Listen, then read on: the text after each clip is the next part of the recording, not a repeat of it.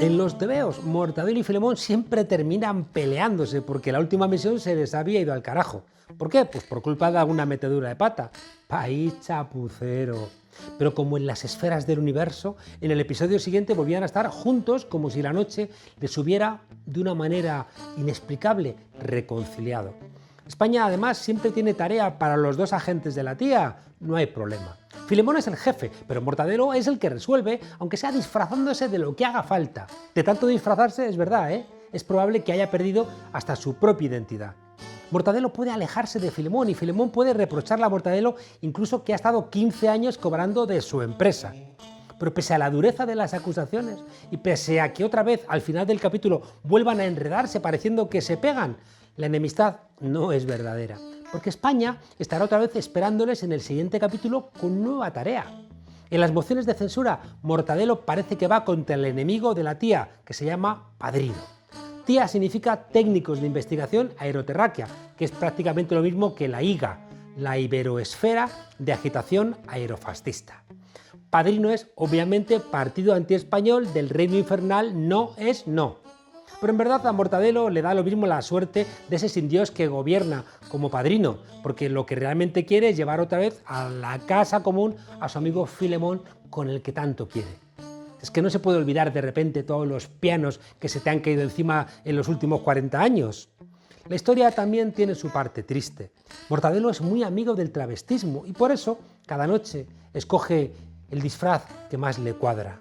Filemón, de tanto convivir, algo ha aprendido de esto. Dicen que después de las broncas con Filemón, a Mortadelo le han visto en las cercanías del puerto vestido de SS, rondando a legionarios, invitándoles a cubatas para que le cuenten sus aventuras en la mili. Alguno afirma, quizá malintencionado, que han visto salir de tugurios a Mortadelo y Filemón haciendo eses y cantando el cara al sol cuando estaba amaneciendo. Filemón a veces se deja engatusar con los planes de Mortadelo, pero como es el serio de la pareja, siempre es el que asume las órdenes que les da su jefe, el superintendente Vicente, porque son al fin y al cabo trabajadores de otros. El superintendente Vicente es a los servicios secretos lo que Villarejo al inspector Carballo. Mortadelo y Filemón en el fondo se quieren. Montaron incluso un partido, el Partido Mortadelista Filomenero Español. Aunque las meteduras de pata de Mortadelo las paga siempre Filemón, pero Filemón también es responsable de cómo se comporta Mortadelo. Si le hubieran parado antes los pies, ahora ya es tarde, y Mortadelo ha arrastrado a Filemón al abismo. Tan abajo que se han llevado incluso al superagente 86, que tenía de nombre de guerra a Albert Rivera, e incluso a Ofelia, esta por haber ascendido tarde y mal. De Mortadelo y Filemón, agencia de información, a Abascal y Casado, un partido desfasado. Pero no nos engañemos, aunque Mortadelo y Filemón son un desastre, siempre les contratan y siempre podrán hacer en este país sus chapucillas. En España siempre hay sitio para los Mortadelos, para los Filemón, los Villarejo, los José Antonio, los Franco e incluso para periodistas 5 estrellas como Inda, Urriztieta, Bustos o Sostres, o Isabel San Sebastián. En todos los capítulos, lo peor que le puede pasar a alguien es que le encarguen a Mortadelo y Filemón que lo proteja. Siempre el protegido va a preferir irse al infierno él solito. Mortadelo y Filemón, como han demostrado en la moción de censura, se están empeñando en proteger al rey, al señor Monárquez. Hoy, en el Parlamento, la verdad es que no hemos visto el mejor capítulo de Mortadelo y Filemón. Pero que va a venir con desastre, vaya si va a venir con desastre. Bienvenidos a la frontera, desobedientes.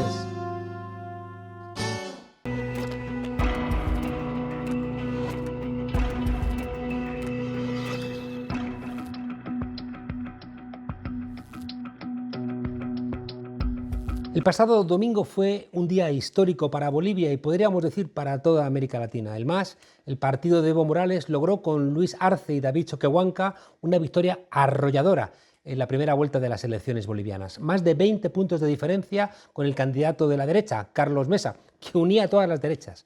En todas las mesas donde la Organización de Estados Americanos, una organización al servicio de los Estados Unidos, había señalado fraude en las elecciones de hace un año y que provocaron el golpe contra Evo Morales, el MAS ha vuelto a arrasar. Almagro, el presidente de la OEA, mintió y no parece fácil que pueda seguir ni un minuto más en su cargo.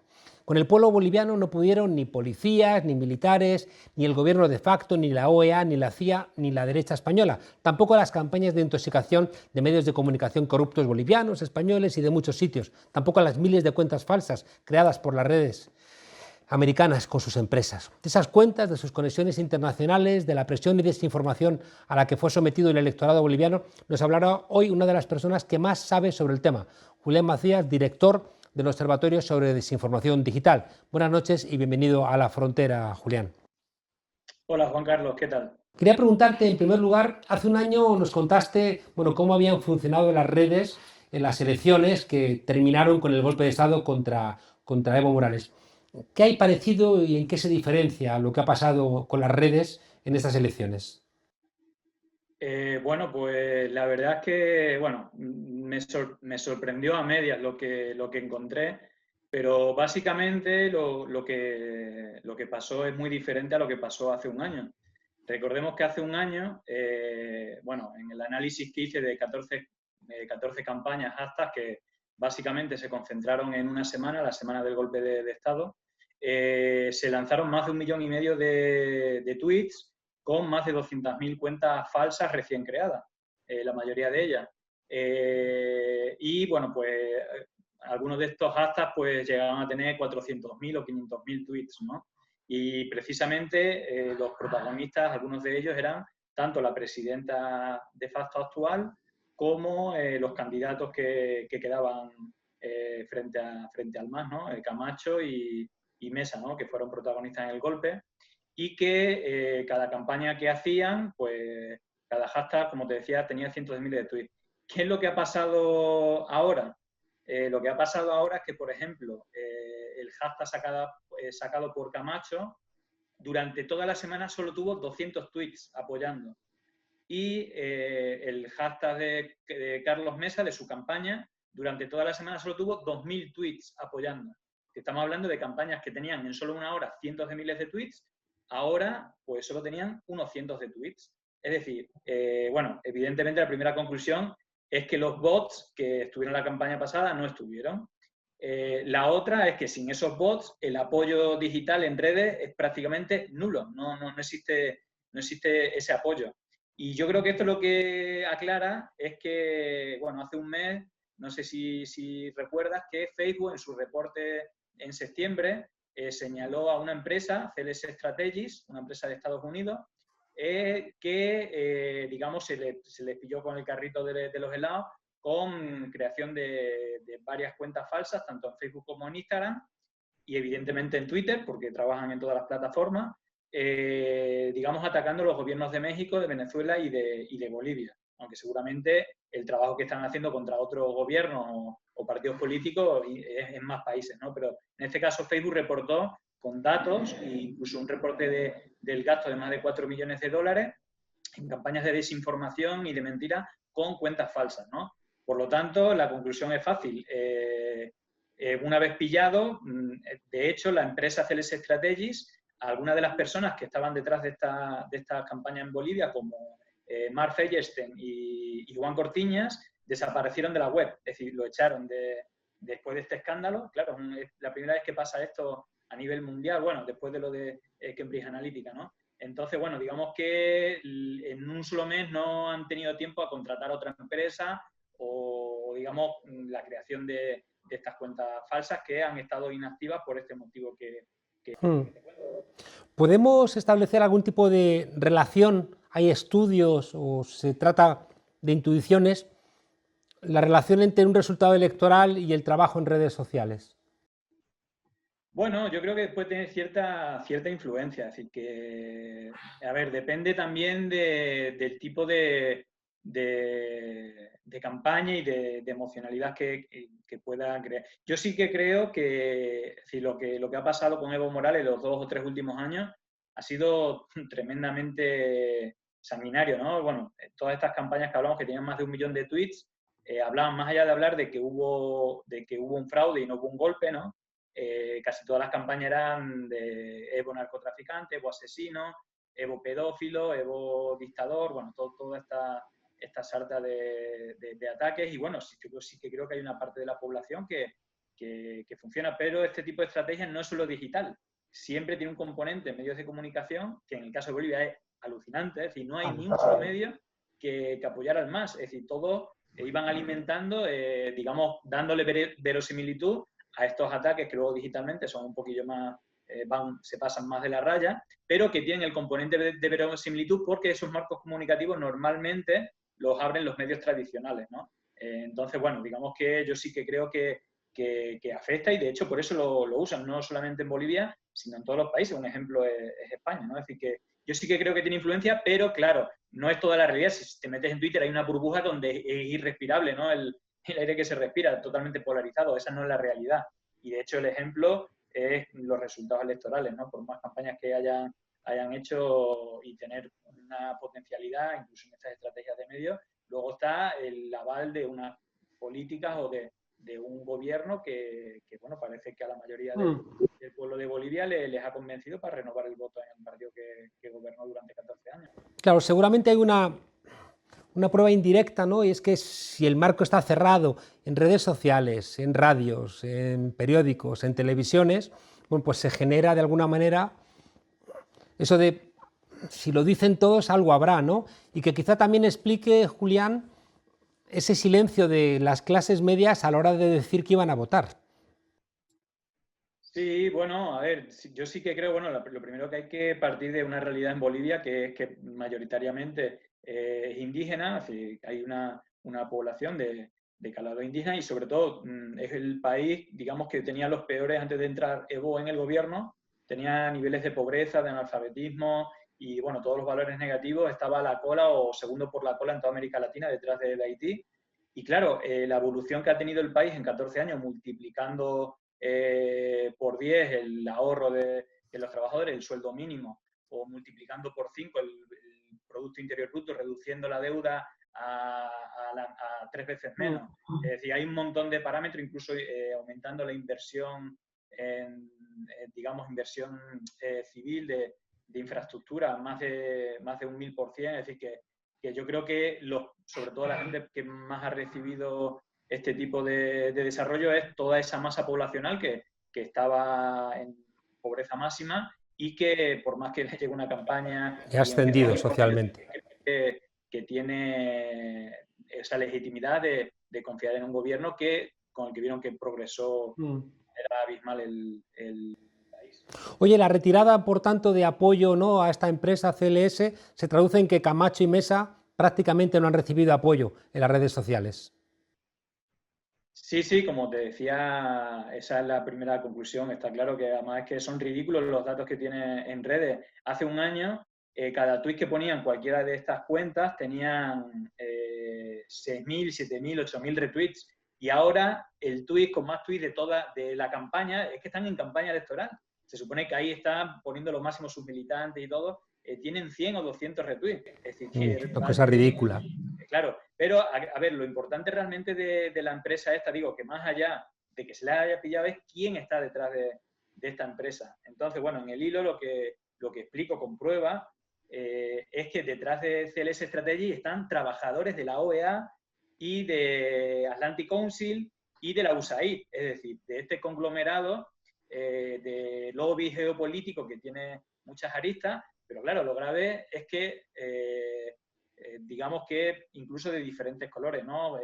Roger Noriega y Mark Feuerstein, los dos han sido directores de la USAID, que es el organismo que financia todos estos colectivos que apoyaron el golpe, que tienen una parte, como te decía, hay una capa tridimensional, no es solamente digital, sino también hay medios de comunicación, muchos de ellos financiados por la USAID, por la NET, incluso por Atlas Network, y luego una capa de sociedad civil, es decir, hay financiado diferentes organismos de derechos humanos, incluso verificadores digitales, y todos estos, en esta campaña, si bien no tenían voz, pero todos estos aparecen en la misma comunidad digital asociada al golpe, ¿no? Entonces, yo sí que creo que estas relaciones internacionales con la propia OEA, ¿no? Es decir, que trabajadores de la OEA estén ahí y que sea la OEA la que provocó el golpe, demostradamente que es falso, ¿no? Fíjate que se han estudiado los 86 centros electorales donde la OEA en su informe apuntó que había habido fraude y en un estudio que ha hecho la CELAC, analizando los datos de todas las votaciones, superó, es decir, no hubo menos votos, sino que en esta Incluso ocasión superó. el 31 se ha pasado al 97% de los votos, por lo tanto no existió fraude y la OEA evidentemente es un elemento más del golpe de Estado que aparte quienes estaban detrás en redes sociales eran funcionarios de la propia OEA. decir, que al final todo este lobby geopolítico asociado a los Estados Unidos ha dado un golpe clarísimamente, y el tema es qué responsabilidad, es decir, que queda totalmente impune todo este tipo de acciones, por lo menos hasta el momento. Yo sí que creo que ahí habría que abrir las responsabilidades, no sé si judiciales, penales, civiles, pero es muy grave lo que han hecho. Claro, la OEA, la USAID, ONGs que suelen ser utilizadas, ¿no?, para desestabilizar. Janine Bacadeza, ¿qué ha pintado en todo este entramado? Bueno, Janine Baca es una persona más, digamos, dentro de este entramado. Es decir, ella abanderó un proyecto que se llama Ríos de Pie, que en principio es un movimiento ecologista que iba recibiendo personas interesadas por el medio ambiente, y una vez que armó un grupo de personas y todo eso, se fue directamente, digamos, con campañas hacia Evo Morales, con campañas de noticias falsas, etcétera. De hecho, una de las cosas un poco, el relato que ella cuenta, el relato de Estados Unidos, que quieren contar que no hubo un golpe, sino que hubo una revolución de los jóvenes, las mujeres, los ecologistas, etcétera. Una revolución de colores. Claro, pero esta chica, digamos que es trabajadora de una fundación de Atlas Network, es decir, ella trabaja para una empresa de Estados Unidos, o una fundación de Estados Unidos que está financiada por la USAID y que tiene una inversión concreta para que haga sus acciones en Bolivia, que es esta acción Ríos de Pie. Pero ella, más allá de estar trabajando para una fundación de Atlas Network financiada por la USAID, digamos que también estuvo formada universitariamente en los Estados Unidos, ¿no? Es decir, esto de los Chicago Boys, lo de la Operación Cóndor, que sus cuadros de socios locales en cada país estaban formados en Estados Unidos. Pues bueno, esto se repite. Yo ya he dicho más veces que esto es una Operación Cóndor 2.0, y ella, bueno, pues estuvo formándose en Estados Unidos y da cursos a cuadros a través de diferentes fundaciones de Atlas Network en acciones, es decir, el título que le ponen es Acciones organizadas sin violencia para mejorar la democracia. Bueno, resumido, dar golpes de Estado. En esta lógica golpista, en este plan Cóndor 2.0, aparecen Atlas Network, y con esta organización, empresa, fundación, tiene mucho que ver también José María Aznar, ¿no? Te lo digo porque Vox, que son cachorros de Aznar, se personaron para justificar internacionalmente el golpe.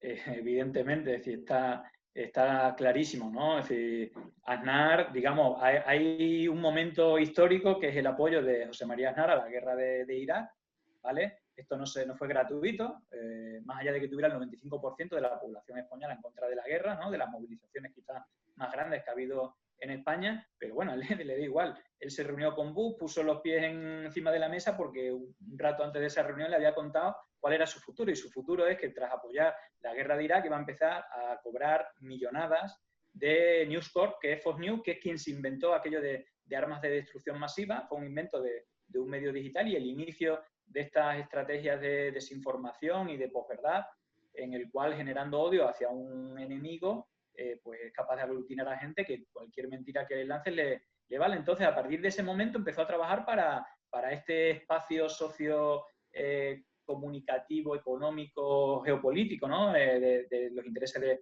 de los Estados Unidos, y a través de FAE fue organizando y colaborando en la implementación de otros agentes locales en países de América Latina y también en España, que al final, esto que vemos de Cayetana y de Girauta, que parece que son de Vox en vez de... No, pero es que esta gente lleva 15 años en fundaciones cobrando de dinero negro, trabajando para este espacio, digamos, que está mucho más consolidado que los partidos políticos de derecha. Rosa Díez tiene una fundación con Cayetana cuando era mano derecha de FAES. Me refiero que no es casual que Rosa Díez sea la que reciba los retweets de los bots que implementan a favor de Vox, que es como producto puro, pero también a favor de Girauta, de Ayuso, de Cayetana, de, digamos, este espacio OK Diario, digamos, que también sería un elemento Y está Aznar vinculado a Atlas Network, como tú has investigado. Sí, claro, el FAES, su fundación FAES, es más, tiene dos fundaciones que pertenecen, una es FAES y otra es Instituto de Gobierno Atlántico de Gobierno, donde hace poco estuvo Ayuso como líder política universal, ¿no? Es decir, que no es casual, igual que Ayuso estuvo recientemente en la reunión del Congreso de Students for Freedom, que es un poco la línea juvenil internacional de estos espacios libertarios que está detrás de Atlas Network. y que evidentemente tienen una relación directa y bueno, relacionado con Bolivia, la visita de OK Diario y de Vox no es ninguna casualidad. Déjame Ellos, nada más darse el preguntarte, golpe, déjame visitan... preguntarte sobre esto, Julián, porque la web de INDA, ¿no?, mandó allí a una persona que fue muy activa y fue utilizada para las acusaciones centrales contra Evo Morales. Es una persona que ha sacado la foto de diputados españoles señalándolos que podrían haber tenido allí algún tipo de incidente. Han publicado información ilegal, ¿no?, porque provenía de teléfonos robados. ¿Qué papel ha desempeñado la web OK Diario en todo esto? No, es tremendo. Lo de Entrambasaguas, que es el personaje que ha estado allí, digamos, trabajando con el ministro, con digamos, el Ministerio de Gobierno, ¿no?, que tiene relación con las Fuerzas Armadas, la policía, etcétera. Digamos que una de las cosas que acordaron en esta reunión, cuando fueron Vox y OK Diario a hablar con el gobierno, fue este tipo de estrategia. De hecho, es que se sacaban los calificativos. Ayer o antes de ayer salió en Trambasagua una entrevista con Hugo Pereira, que está en el programa este de Negre. Fíjate, relacionándolo con lo de Ande, Hugo Pereira era alguien que hacía vídeos a favor de Pedro Sánchez, pero él fue a la misma reunión que te está hablando de Students for Freedom, de Atlas Network, fue a ese congreso y al día siguiente ya estaba haciendo vídeos a favor de Vox. Y empezó a trabajar para Panama Post, que es un diario propiedad de Atlas Network, y empezó a trabajar para la Fundación Civismo, que es una fundación de Atlas Network. Bueno, pues este personaje es el que le hizo la entrevista a Entrambasaguas, en el cual decía burrada como que la inteligencia y los conocimientos era totalmente nulo de todos los bolivianos que votaron al MAS, es decir, más de la mitad del país, y que por eso había ganado el MAS, que eran unos auténticos ignorantes, etc.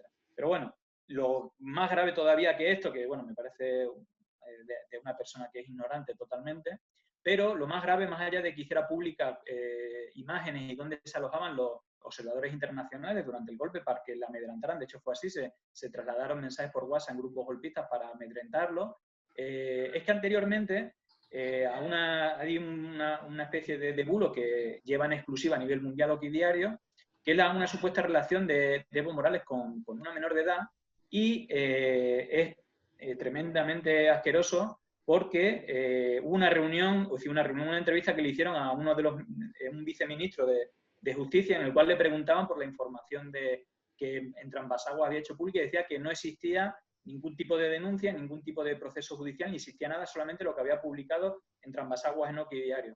Y fíjate que lo que le hicieron a la chica esta de 19 años, que la relacionan con Evo Morales, fue ir a su casa, la policía fue a su casa, golpearon a los familiares, la secuestraron, la encarcelaron, la torturaron, le robaron el móvil, le sacaron información y se la dieron a OK Diario y luego la soltaron. Todo esto sin ningún tipo de orden judicial, como en esa entrevista se ve. Y esto claramente, igual como hicieron este tipo de publicaciones de los datos de los observadores internacionales, no lo hacen con los medios bolivianos porque es un delito, claramente es un delito, y como OK Diario ya tiene experiencia de trabajar con policías de gobiernos, etcétera, y le ha salido totalmente gratis, pues digamos que esa estrategia que en España le está valiendo de manera impune, pues se ofrecieron a hacerla en Bolivia, ¿no? Pero es tremendamente grave, me refiero, creo que esto tiene que judicializarse y buscar responsabilidad. ¿Por qué una policía hace este tipo de acciones sin orden judicial y da una información que es privada y reservada para hacer desinformación, para vulnerar unos procesos electorales?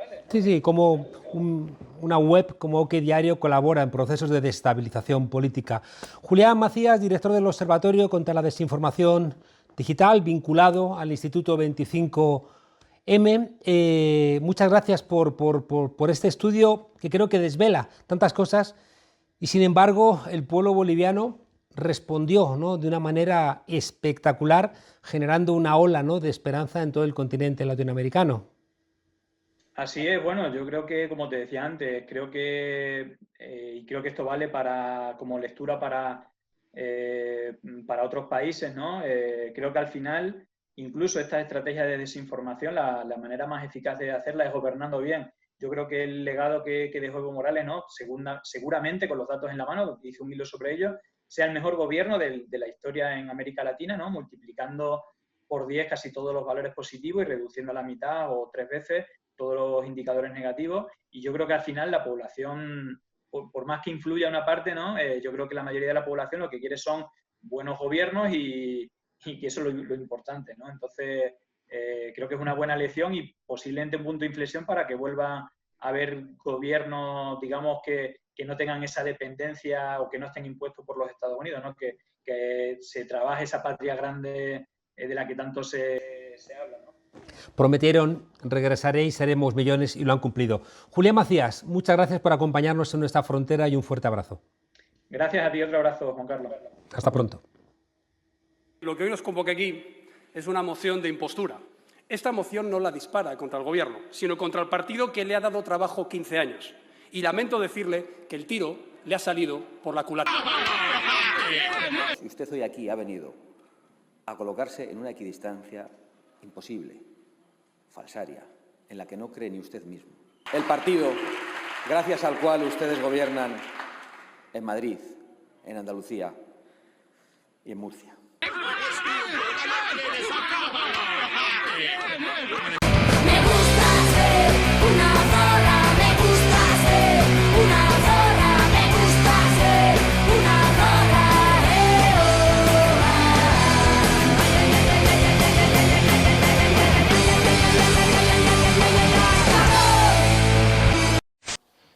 Bienvenidas al Tornillo, el microespacio feminista en la frontera. Hoy vamos a hablar del feminismo antipunitivista. Chica, de verdad, que os inventáis unas palabras. El feminismo antipunitivista forma parte de lo que consideramos la justicia feminista, que es una forma de hacer justicia desde la perspectiva feminista y que se contrapone a la justicia patriarcal. La justicia patriarcal es un modelo de justicia, por desgracia, el que tenemos, que no comprenden que los hechos que se juzgan en los delitos de violencia contra las mujeres representan un problema social de raíces estructurales y que los delitos contra las mujeres no son un tema individual o particular. Por eso en las manifestaciones feministas gritamos no es un caso aislado, se llama patriarcado. Begoña Zabala, histórica militante del movimiento feminista, afirma que el movimiento feminista autónomo es decididamente antipunitivo y que no espera soluciones en lo penal, consciente de que la justicia patriarcal es generadora de violencia patriarcal. A ver, o sea, no lo entiendo. ¿No queréis que los agresores, los violadores y los feminicidas respondan ante la ley? Como movimiento transformador y revolucionario que es, el feminismo propone respuestas complejas a problemas complejos. Y esto lo explica muy bien Violeta Siego. El feminismo es un movimiento emancipador, que no puede mostrar ninguna afinidad con quienes defienden las prisiones. El feminismo antipunitivista es exactamente lo contrario que el populismo punitivo.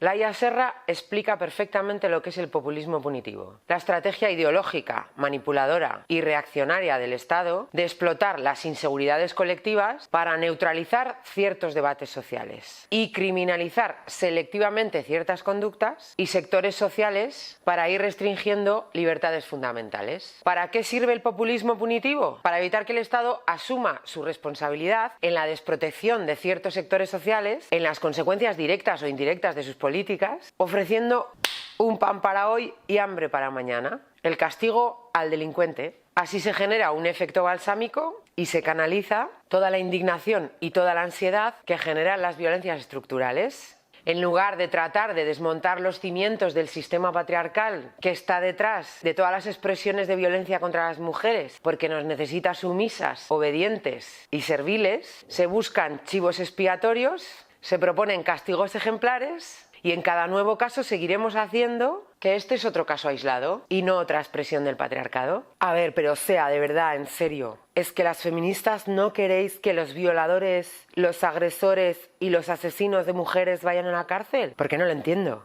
Precisamente como movimiento crítico que es, el feminismo asume que la cárcel ha reconocido su incapacidad para frenar la delincuencia o para rehabilitar a agresores. Y aún así se nos sigue presentando como la forma más eficaz para frenar la violencia. Y sabemos que no lo es, porque se despolitiza la delincuencia redefiniéndola como un comportamiento individual sin contextualizar todo el imaginario colectivo y toda la legitimación social que tiene la violencia contra las mujeres y porque se obvia el patrón sociocultural de quienes acaban en prisión. Ya lo hemos dicho más veces, a la cárcel no van los peores, van los más pobres. El populismo punitivista se apropia del dolor de las víctimas y de las supervivientes y plantea una matemática que es una trampa, según la cual cuanto menos derechos tengan los agresores, más reparadas se sienten las víctimas. Pero eso no es real. La justicia feminista plantea la necesidad de la reparación de las víctimas, pero de que la reparación se haga escuchando las necesidades y las propuestas de reparación de las víctimas, no generando una dinámica y un discurso de la venganza, que no suele ser lo que necesitan las víctimas.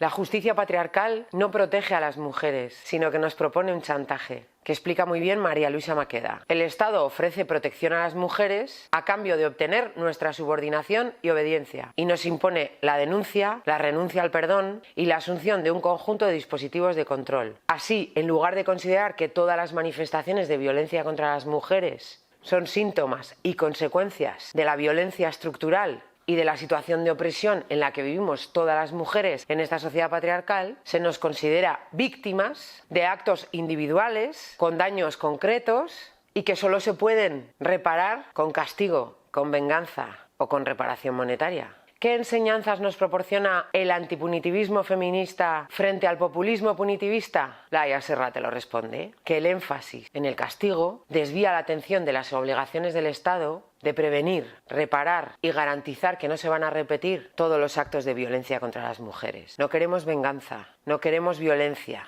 no queremos los mecanismos de castigo de un sistema construido sobre nuestra opresión y nuestra explotación. No queremos justicia patriarcal, queremos prevención, verdad, justicia feminista y reparación. Queremos ser libres, no estar tuteladas. Hoy os dejamos con una frase de Angela Davis. Las personas salen aún más violentas de la cárcel. Adoptar el encarcelamiento para solucionar problemas como la violencia de género reproduce la violencia que tratamos de erradicar. Hasta la próxima vez que nos dejen salir.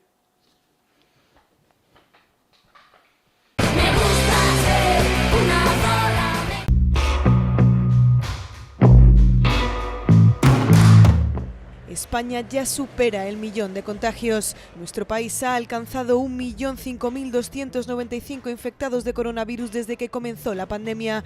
Las cifras mágicas casi nunca significan nada. Tienen sentido las que tienen que ver a su vez con algo práctico como la luz del sol o el movimiento de la Tierra, algo que se sustancia en cosas que se ven, que se tocan. 13 en cambio es un número de mala suerte porque 13 estaban sentados en la última cena, que nos han dicho que terminó mal. Son cifras que inventamos para celebrar, para alertarnos. A los gobiernos se le dan 100 días antes de atacarles, salvo si son de izquierdas. 25 años de casado parece que son una cifra relevante. En España ha alcanzado oficialmente hoy la cifra de 1 millón de contagiados por la COVID-19. 1 millón de personas que viven o han vivido amenazadas. 1 millón de miedos más a sumar junto con las de sus seres queridos. 10 meses después de detectar los primeros casos, llegamos al 1 millón de casos en un día marcado por el esperpento de Vox en el Congreso de los Diputados. Donde lo importante no es ese 1 millón de contagiados, sino la pelea interna entre las derechas para ver quién se queda con el castillo, ahora que parece que Ciudadanos se desvanece. Hoy España se ha convertido en el primer país europeo en superar 1 millón de casos positivos por coronavirus y la derecha española tirándose de los pelos por lo peor de la peor de las politiquerías. Si usted hoy aquí ha venido a colocarse en una equidistancia imposible, falsaria, en la que no cree ni usted mismo. El partido, gracias al cual ustedes gobiernan en Madrid, en Andalucía y en Murcia. Lo que hoy nos convoca aquí es una moción de impostura. Esta moción no la dispara contra el Gobierno, sino contra el partido que le ha dado trabajo 15 años. Y lamento decirle que el tiro le ha salido por la culata. 1 millón de contagiados oficiales, que podrían llegar a superar con el tiempo los 3 millones. ¿Y qué hace la derecha? Pues a lo suyo, compitiendo por ver quién es el más patriota. La pregunta importante es, ¿saben ellos lo que significa ser patriota? La Real Academia de la Lengua dice que patriota es la persona que tiene amor a su patria y procura todo su bien. ¿Y esta gente lee los periódicos? ¿Sale a las calles? ¿No se ha enterado de que en este país hay 1 millón de contagiados y miles de fallecidos por un maldito virus? ¿No han visto las colas del hambre? ¿No han pensado que todos los esfuerzos deberían estar centrados en salir de esta maldita pandemia? Pues por lo que parece no. Porque los partidos, entendidos como negocio, como chiringuito, como empresa, tienen estos resultados colaterales. ¡Hombre! ¡Una zambomba! Si Casado y Abascal se han comportado como Mortadelo y Filemón al final de cada capítulo, terminamos pues con rompetechos.